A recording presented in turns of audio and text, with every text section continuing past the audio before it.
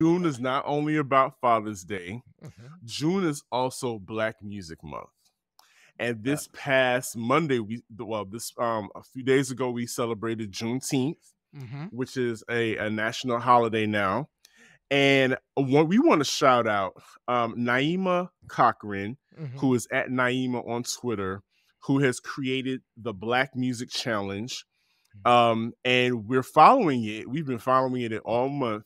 Mm-hmm. And over the past few weeks, there have been different song challenges that have come up. And so today's question, we're each all going to answer this question.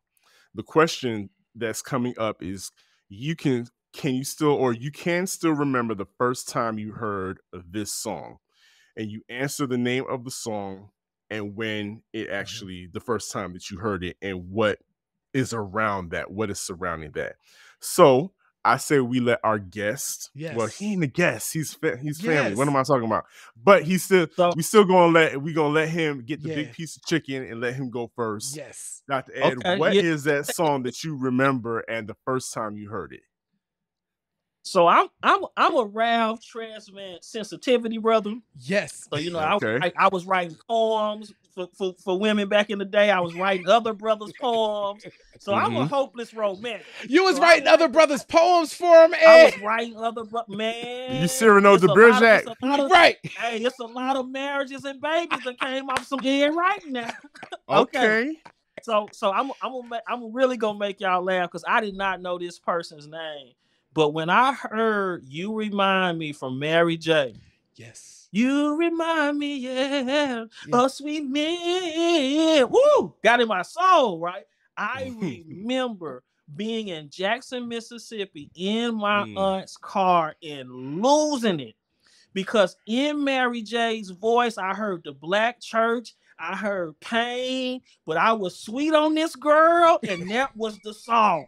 When I tell you we was at it was a Sam Goody Peppermint, and the funny thing, y'all, I was saying Mary J. Blige. They were like, oh, this girl, Mary J. Blige. Who is Mary J. Blige? Who is that? Because this is when you could get the cassette singles. Yes. I was like, I got to have this single, right? I got that tape. I don't even know if my aunt knows this story. I drove to the girl's house, right? I think I may have had a learner's permit when this came out. And I pulled up and blasted that song, and I had my summer crush off of You Remind Me. And I played the H out of this song. I just think about it right now. I'm getting misty. You know what I'm saying? Like,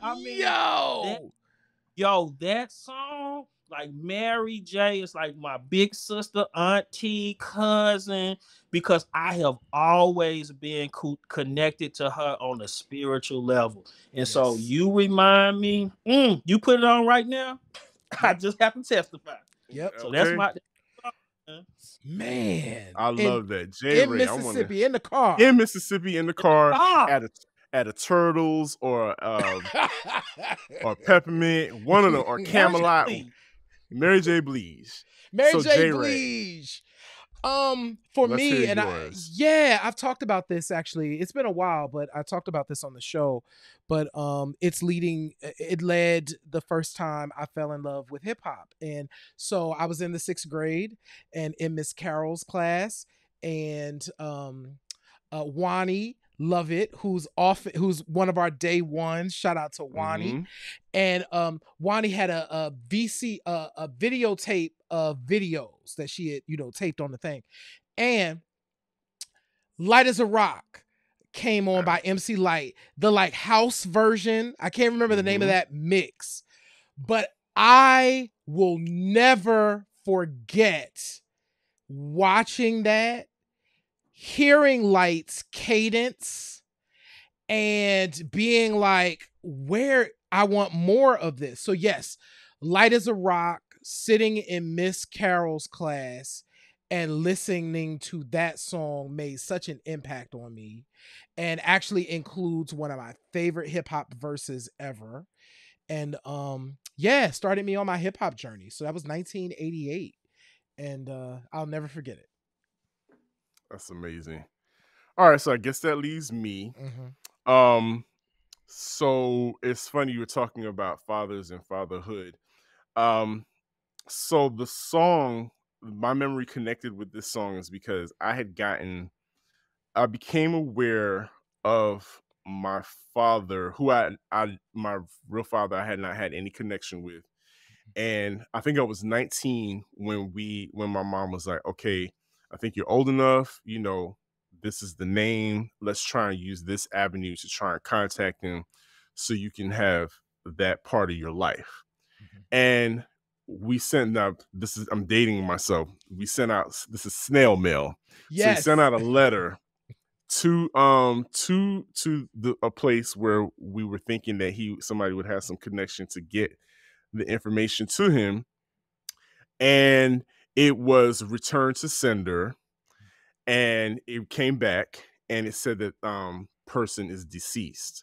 So there's a possibility that my father, at 19, I found out that my father may have already passed away and I didn't get a chance to meet him. So I dealt with that the best way I knew how, and continued on. And around the same time, Queen Latifah's Black Rain dropped, the album. And I will never forget getting that cassette. Yes, kids, cassette. Getting that cassette and being up in my room, dealing with this kind of wall, this invisible wall that I didn't even know was there. And then going through the album and hearing that it was a darker album than what we were used to from Queen Latifah.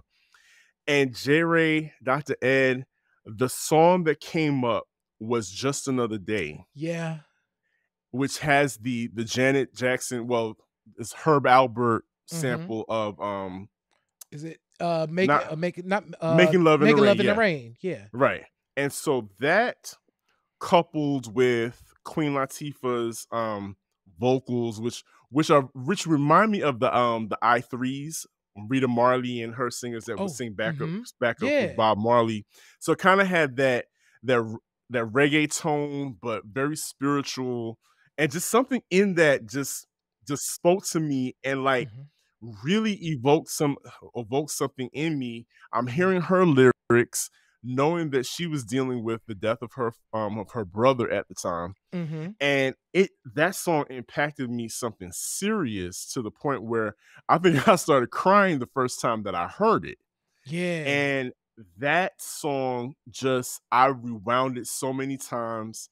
Like, that album really has a significant impact and has a significant place in my life because of that moment in my time. And I'll never forget being up in my room, 1994, and being 19 and just melding, having that emotional moment with Queen Latifah up in my bedroom.